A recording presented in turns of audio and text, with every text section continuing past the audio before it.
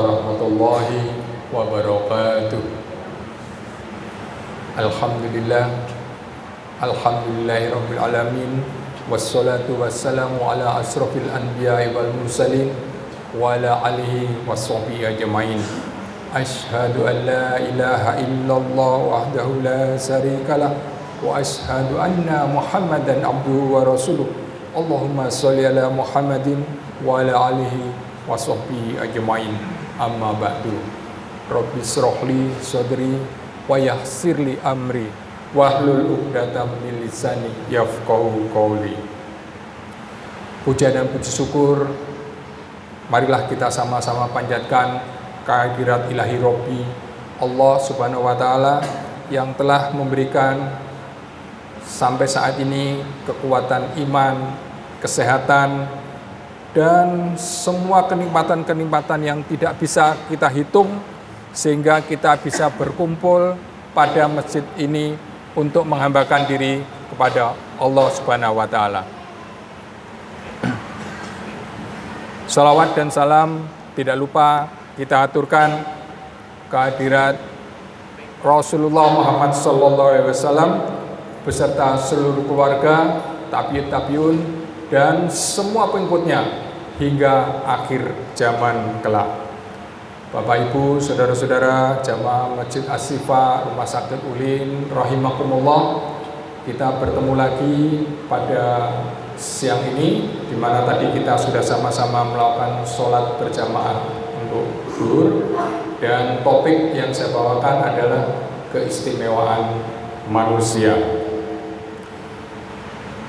Di antara semua makhluk yang diciptakan oleh Allah, manusia merupakan ciptaan yang memiliki banyak keistimewaan.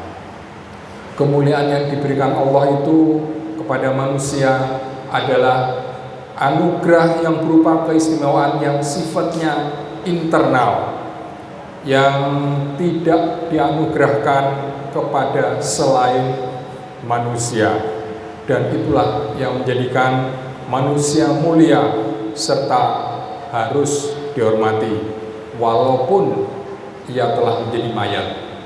Darah, harta, dan kehormatannya tidak boleh diganggu, apalagi dirampas.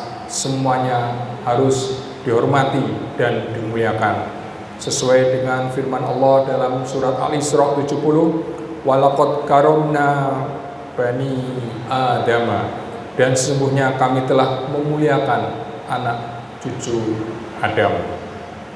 Keistimewaan manusia itu berupa fisik dan non fisik.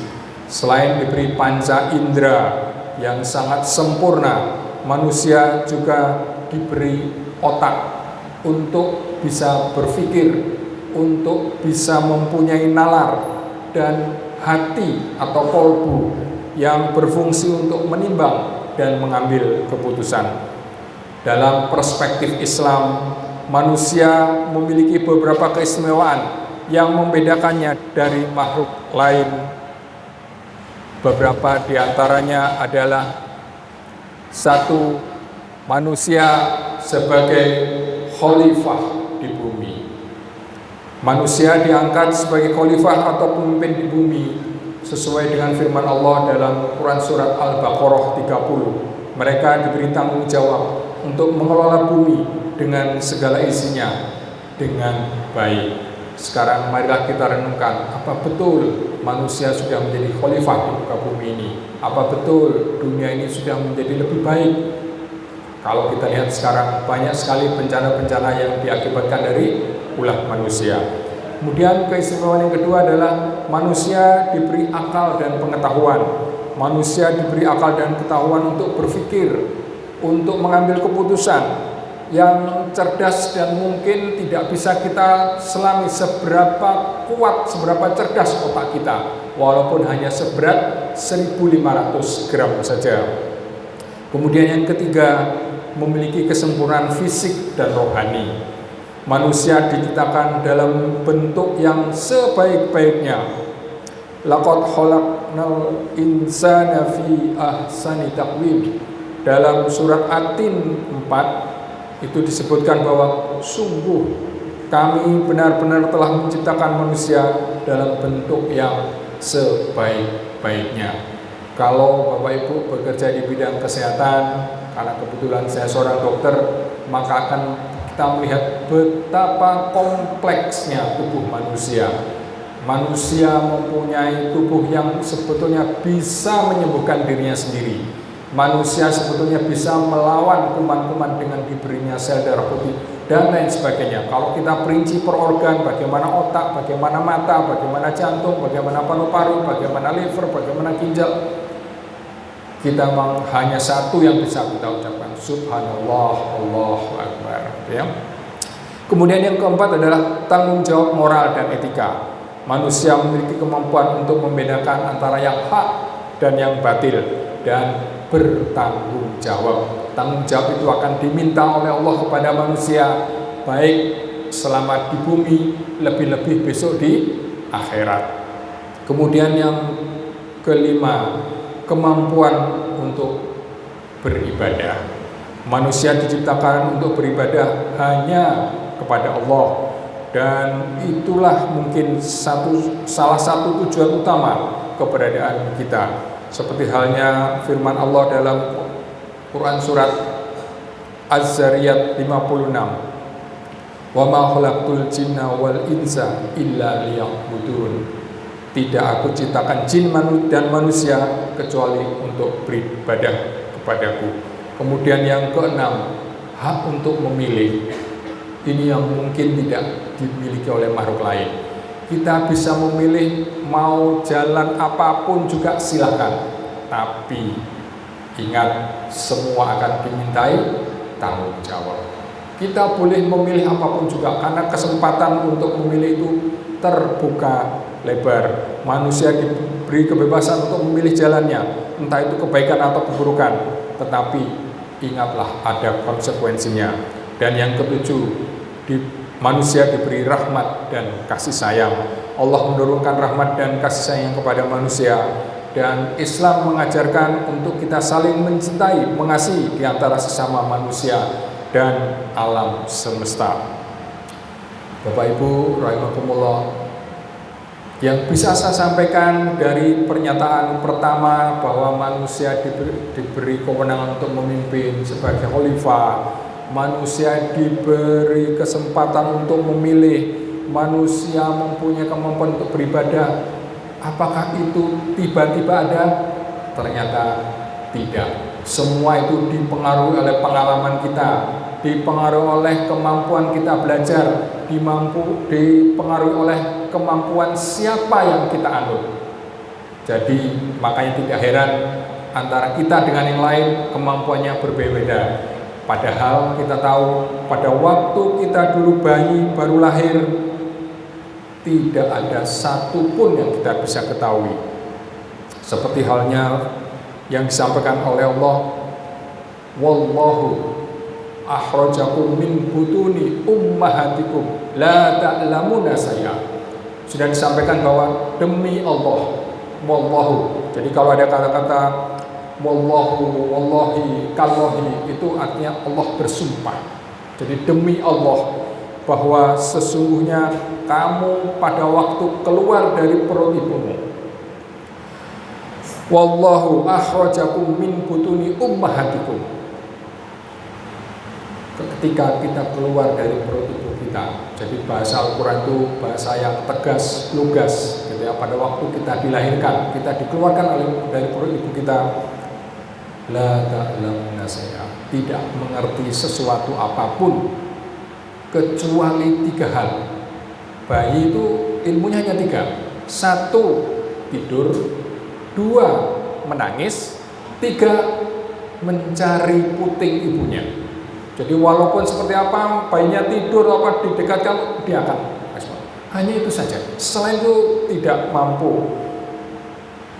Kalau kita melihat bahwa manusia diberi tugas sebagai khalifah memilih, itu rasanya tidak adil. Makanya Allah memberi kita otak, Allah memberi kita hati untuk kita bisa berpikir. Dan bukan hanya itu, karena kita mempunyai tugas berat untuk khalifah, kemudian memilih dan semuanya mempunyai konsekuensi, harus kita pertanggungjawabkan di dunia apalagi besok di akhirat, maka Allah juga tidak membiarkan kita supaya kita betul-betul mulia sesuai dengan firman Allah tadi, maka kita diberi tuntunan. Zalikal kitabul la raiba fihi hudal lil muttaqin.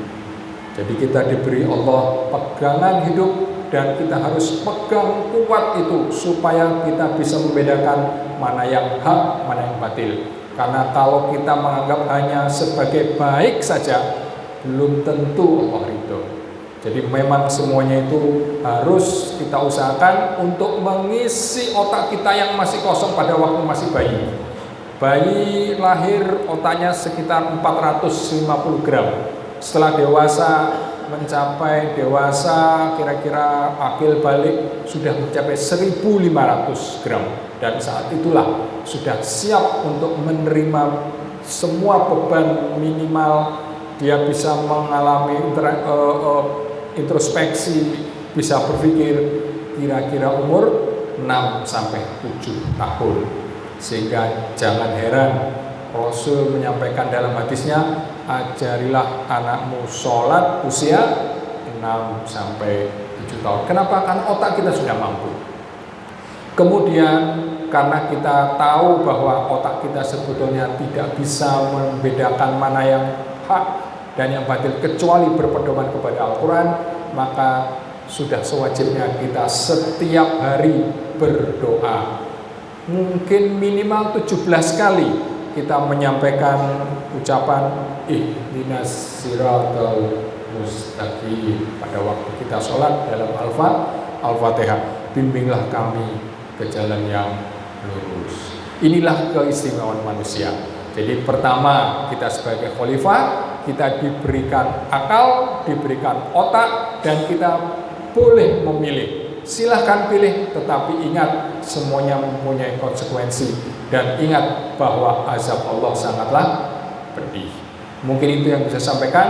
Jadi keistimewaan manusia itu bukan hanya punya panca indera, nah, tapi keistimewaan manusia itu menurut saya yang paling penting adalah kita mempunyai akal, mempunyai otak, mempunyai petunjuk, dan semuanya itu harus kita cari, harus kita pelajari, baik itu secara formal maupun informal. Sehingga pada bayi usia 0 sampai 2 tahun, saat itulah yang disebut dengan golden start. Golden start itu pesat-pesatnya pertumbuhan otak.